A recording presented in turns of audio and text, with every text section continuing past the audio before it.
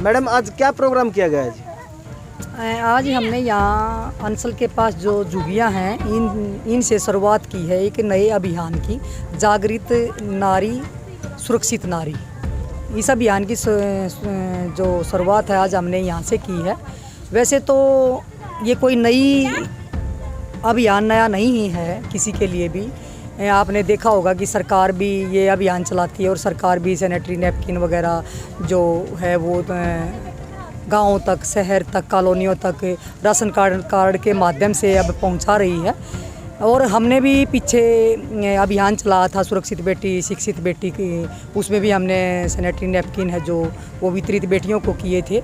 और समय समय पे और भी धार्मिक और सामाजिक संस्थाएं हैं जो ये करती रहती हैं, लेकिन ये एक अलग से हटके अभियान मैं बोलूँगी इसको। ये क्यों है, क्योंकि आपको पता ही होगा कि ये प्रोफेसर अंजू जी हैं, ये इसके ऊपर एक अध्ययन कर रही हैं कि आज भी जो हमारे देश में महिलाएं सैनिटरी नैपकिन के बारे में नहीं जानती और न उसको यूज़ करती। वो हमें इससे पहले नहीं पता था कि महिलाओं को इसके बारे में नहीं पता है और महिलाएं इसको यूज़ नहीं करती। क्योंकि हम जहाँ देने जाते थे, हमने जैसे लॉकडाउन में भी राशन के साथ सैनिटरी नैपकिन बांटे थे, लेकिन हमने उनसे ये कभी पूछा नहीं कि भी आप इसको यूज़ पहले करते थे या नहीं करते थे।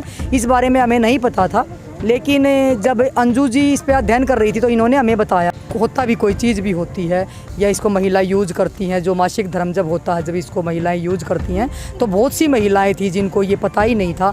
कुछ महिलाएं इनके अध्ययन से ऐसी भी मिली कि जिनको पता तो है लेकिन इनको ये नहीं पता कि ये मिलता कहाँ से है। कुछ महिलाएं इनको ऐसी मिली कि उनके पास पैसे की तंगी है, जो वो सोचते हैं कि भाई अगर हम 20-30 रुपए का ये पैड खरीदेंगे तो उससे हम अपने बच्चों का दूध या अपने बच्चों के खाने के लिए कुछ लेके आएंगे।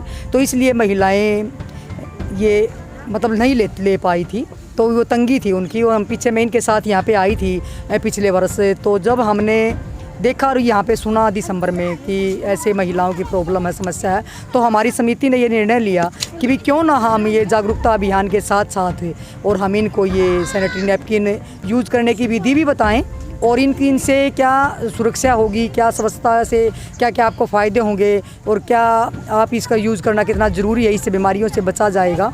इसके साथ साथ हम इनको ये वितरित भी किए हैं और करते भी रहेंगे। और आगे भी मैडम पूरे हरियाणा में इनका ये अध्ययन चलेगा, तो कोशिश करेंगे हम जहाँ भी ये जाएं और जहाँ भी ये अध्ययन करेंगे, जो भी महिलाओं की समस्या है हम उसको सॉल्व करने की कोशिश करेंगे अपनी समिति के माध्यम से। और बाकी स्वच्छता के बारे में मैडम ने इनको अच्छे से विस्तार से बताया है कि इससे कैसा बचा जा सकता है। आज भी हमारे देश में जो कि ये कुदरत की देन है, मासिक धर्म जो है, उसके बाद भी बहुत सी महिलाएं हैं जिनको इसके बारे में नहीं पता है। और आज भी शर्माते, आपने देखा होगा मेडिकल स्टोर से भी जब महिलाएं इसको खरीदती हैं तो आज भी मेडिकल स्टोर वाला इसको ब्लैक पॉलीथीन में देता है, इसको छुपाया जाता है। तो वो जागरूकता जो आज तक है हमारे समाज में नहीं आई है। तो बाकी कोशिश करेंगे कि भाई हम वहाँ तक पहुँचे। बाकी तो सरकार पहुँच ही रही है, लेकिन हम वहाँ तक पहुँचने की कोशिश कर रहे हैं जहाँ तक सरकार और प्रशासन नहीं पहुँच रहा। मैडम ये नए साल पर जो आपने आज एक कार्यक्रम किया गया है, ये नए साल पे ही क्यों किया गया है? नए साल पर हमारी समिति हर साल, जब से हमारी समिति का संगठन हुआ है तभी से ही हमारी समिति हर नव वर्ष पे एक ऐसी शुरुआत करती है, एक ऐसा अभियान चलाती है जिसमें हमारे समाज का कल्याण हो। तो उसी को लेकर हमारा आज एक नए वर्ष जैसे स्टार्ट हो रहा है, न्यू ईयर स्टार्ट हुआ है, लोग सेलिब्रेट करते हैं अलग अलग तरीके से। पर हमारी समिति और हमारी अध्यक्ष मैडम सविता आर्या जी ने इस मुहिम को चलाया कि एक जो महिला है वो स्वच्छ भी होनी चाहिए और सुरक्षित भी होनी चाहिए। अगर स्वच्छ ही नहीं है तो वो सुरक्षित भी नहीं हो पाएगी। तो इसी के लिए आज हम आए थे और सैनिटरी पैड का डिस्ट्रीब्यूशन किया गया है समिति की तरफ से। और हमने ये भी कहा है कि अगर आपको अवेलेबल नहीं हो पाता, गवर्नमेंट भी अवेलेबल नहीं करवा पाती, तो हमारी 100% यही एक रहेगा कि हम उनको अवेलेबिलिटी करवाएं।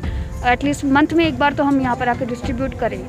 नाम होता है नीरू शर्मा और जॉइंट सेक्रेटरी नारी तो नारायणी संघ। मैडम जो आज ये पैड बांटने का जो काम किया गया है, ये मन में क्यों आया, किस लिए आया ये?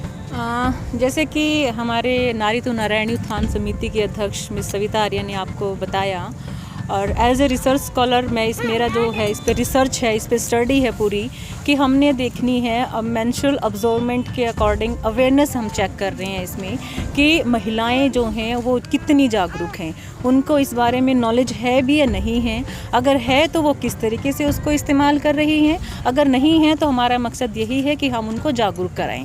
क्योंकि जैसे हम अगर इंडिया का अगर हम सर्वे देखेंगे तो एक स्टेटमेंट आती है हमारे सामने कि only 12% of women use sanitary napkin.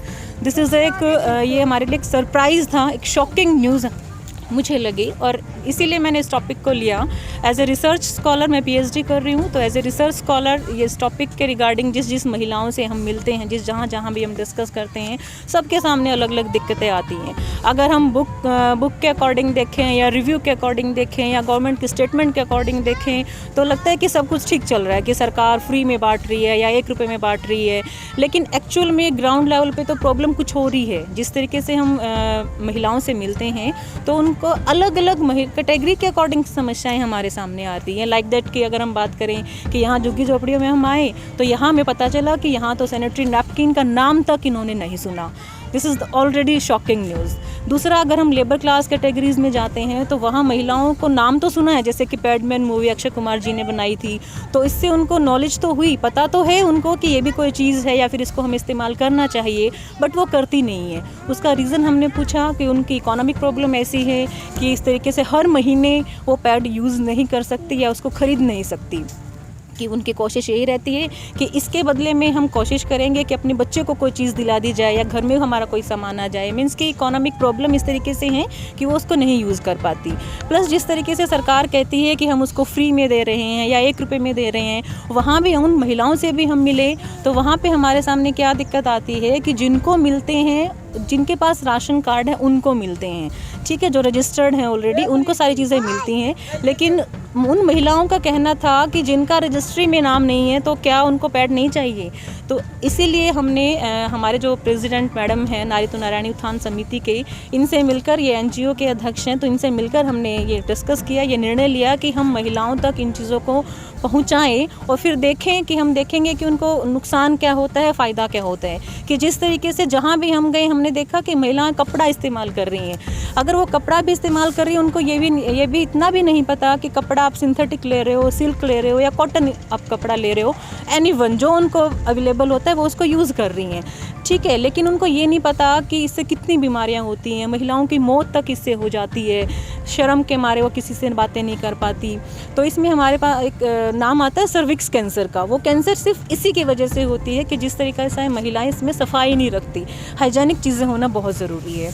तो उसी ज़रूरत को, उसी जागृति को हम आगे बढ़ाने के लिए, और मेरी जो स्टडी है वो इसी पे है कि पानीपत को कवर करना है, हिसार, जींद, मेवात, पलवल और हर जगह की स्टडी हम करेंगे और वहाँ देखेंगे कि हमारे पास रिज़ल्ट क्या निकल के आ रहा है। नाम और बता दो। मेरा नाम अंशु मलिक, मैं आर्य फिजिक्स कॉलेज में असिस्टेंट प्रोफेसर की पोस्ट पे हूँ। आज जो मैडम ये सामान दे के गई है जी, इससे पहले किसी ने दिया आपको? नहीं दिया जी। जैसे सरकार है जी, सरकार फ्री में देती है ये, तो कभी कोई सरकार का बंदा आया देने यहाँ पे? नहीं आया कोई देने जी। जी, तो इसका मैडम ने क्या बताया इसके बारे में? जी, इसके बारे में मैडम ने क्या बताया है? इस बार मैंने बताया कि पहले कपड़ा यूज करते थे, अभी ये यूज करके दिखाओ तो इसमें फायदा लगेगा कि कपड़े में फायदा लगता है आपको जी। तो मैडम नहीं बढ़ेगी, इसमें बीमारी नहीं बढ़ेगी जी। बीमारी नहीं बढ़ेगी जी, तो ये कपड़ा यूज करेंगे तो अच्छा लगेगा, तो दोबारा फिर आएंगे महीने बाद, फिर आपको देख जाएंगे जी।